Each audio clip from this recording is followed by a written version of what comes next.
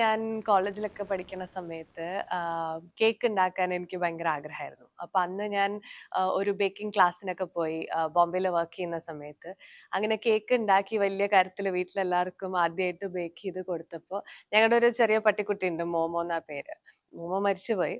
അപ്പൊ മോമോന് കൊടുത്തപ്പോ മോമോ വരെ ഇങ്ങനെ ഒരു എക്സ്പ്രഷൻ കാണിച്ച് രണ്ട് കൊരയും കുരച്ചു. അപ്പൊ അത്രയ്ക്ക് മോശമായിരുന്നു എന്റെ ബേക്കിംഗ് അന്ന്. പക്ഷേ കുറെ കാലത്തിന് ശേഷം നമ്മൾ ഓരോന്നും പഠിച്ചു വരുമല്ലോ.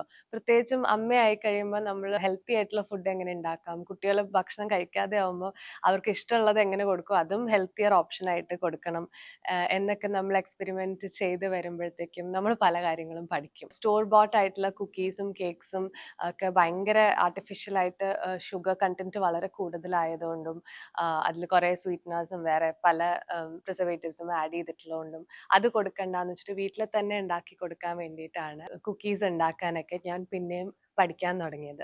അങ്ങനെ ഷുഗർ ഇല്ലാണ്ട്, മൈദ ഇല്ലാണ്ട്, പാം ഓയിൽ ഇല്ലാണ്ട് എത്ര ഹെൽത്തി ആയിട്ട് നമുക്ക് അവർക്ക് ഇഷ്ടപ്പെടുന്ന രീതിയിൽ കുക്കീസ് ഉണ്ടാക്കാം എന്ന് ഞാൻ പഠിച്ചു വരികയായിരുന്നു. അപ്പൊ ഈ ഒരു റെസിപ്പി എന്തായാലും എല്ലാവർക്കും ഇഷ്ടപ്പെടും.